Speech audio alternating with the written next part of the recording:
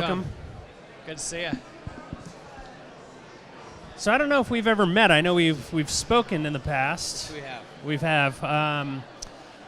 I think one of the things I wanted to talk to you about was taking a snack brand through DSD distribution. You were one of the first companies to kind of realize there was opportunity there. Can you talk a little bit about that? Sure. Well, thank you for having me. When I started the company, we started working with what we call the man in the van.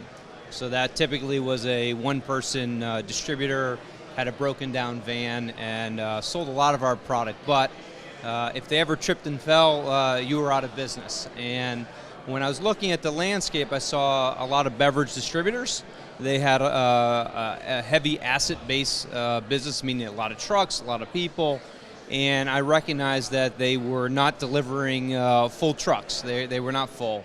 And so at a meeting up in Vermont, I came across a company called North Country Natural, which is a beverage distributor specialty, and started working with them and realizing they had a sales team, they had a warehouse manager, they had all these people or infrastructure that we didn't have before. And then at one of the events, Big Geyser came to me, and these two gentlemen sat down in my booth. I tried to kick them out. I didn't like people being in my booth. And they explained who they were and had tried the product, and I started talking to them about their needs and what our needs would be, and we realized that there was a niche or an opportunity, better yet, for these beverage distributors to start carrying items other than beverage to fill out their trucks, and that's how... That's a simple just equation of you can only put so many beverages in, and there's space kind of in the truck, right? It was an issue of that, and the volumes or the turns of Deep River Snacks, as an example, are very high. Sure. And some of their beverages were not, so this gave them something that brought them into the store more regularly. And it opened up a lot of new accounts. Even for Big Geyser, we've opened up a lot. For a lot of our distributors, we've brought them into, or together, we've gone into new markets that they were not able to penetrate just with beverages. So how is this different for Deep River than, say, a traditional distribution route? What do you have to think about that is different? Well, there's certainly a training exercise you have to go through. Our beverage distributors are beverage distributors that carry snacks. And it's going to take a long time to get to the point where they are beverage and snack distributors. So there is a learning curve that takes time, but at the end of the day, they get it. So let's talk a little bit about what's going on with Deep River, just for our audience here, how long it's been around, what the product lineup looks like right now. Sure. Well, the parent company, Old Lime Gourmet, was actually founded in 2002 out of my house. Deep River was born in 2007 when I was selling the product, or popcorn, under the name Old Lime Gourmet. Yep. And outside of Connecticut, people would ask how to spell lime. And when you spelled it with a Y, they said, oh, like Lyme disease. And we said, okay, this is an issue. And Deep River was a town that I spent a lot of time in when I was growing up. So Deep River was born in 2007.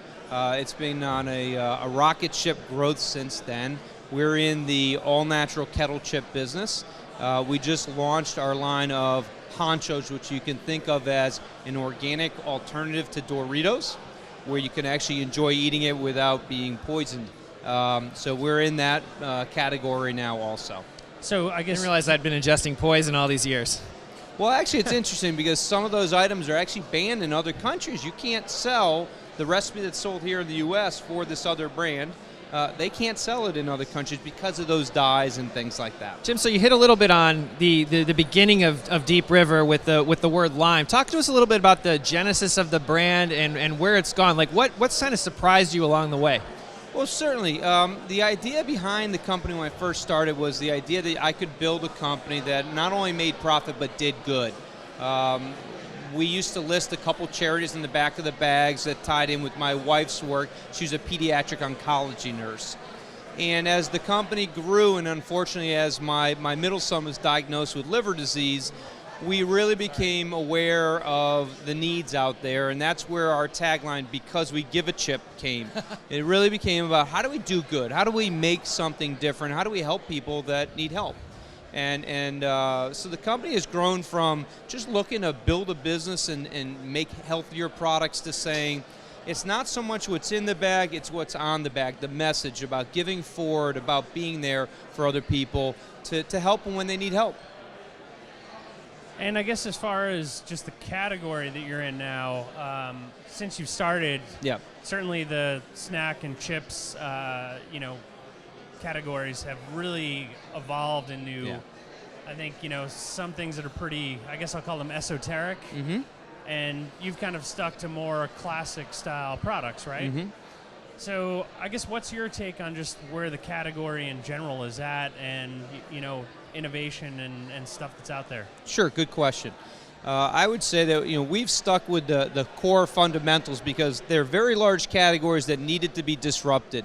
They needed to be cleaned up. We need a product that is better than a Doritos, both in flavor, but certainly in ingredients. So we looked at it and said, I'd rather be the number 2 player in a $2 billion category than the number 1 player in a $20 million category, and that made a lot of sense. With that said, functional snacks is growing. It's in its infancy now. What's being done is better for you, but not very tasty. And so we're starting to work on that category to say, how do we make something that tastes really good, that has legumes in it or chickpea, but doesn't taste like the current products taste? Because at the end of the day, the consumer will only stick with that for a period of time until they're tired of sacrificing. It's a David and Goliath game, right? I mean, you're in an industry. It's a very big industry, and you. So how do you decide where to use your funds? We've got a lot of entrepreneurs listening in right now, and what advice would you have for somebody who's trying to come in and disrupt an industry? Do you focus on product? Do you go right for brand? Where do you kind of put your eggs in what basket? I wish I had an exact answer for you that sounded really intelligent. I have always looked at it and wanted to be, as you mentioned, the David and Goliath. I've always been the David. So when I looked at the Doritos category, we asked ourselves, why aren't other people doing this? And a lot of the answers were, well, we don't want to mess around with Frito-Lay. They're too big. And we're just dumb enough or stubborn enough to say, well, we don't really care. It's wrong what you're doing. We're going to clean this up. And that's just the way it is. So I guess that being said, and getting back to what you're saying about being a player in a much larger category, mm-hmm. I mean, there are plenty of other snack categories out there that exist that I suppose in theory are, in need of innovation, right? Sure. So for Deep River, how do you kind of look at all these different things and figure out which direction to go in? Like, how do you pick going after Doritos as opposed to, I don't know, a popcorn brand or something mm-hmm. like that? Well, I think we looked at it and said, how big is the category? How many competitors are in there? And what's the need? Because no one needs another chip. That doesn't make any sense. What they need are brands that people can believe in, brands that do well, do good. And they also need something that's healthier. So we look at a lot of different categories, but we try and stay very focused. We have a very large opportunity in front of us on the Doritos side in the seasoned tortilla. Our kettle chip business, we believe we're the fastest growing gourmet kettle chip brand in the United States that's socially oriented, having a cause.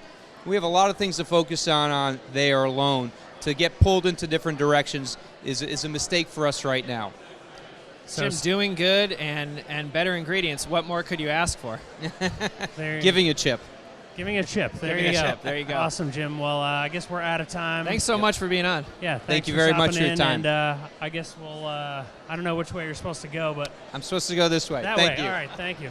Thanks a lot, Jim. Thank you.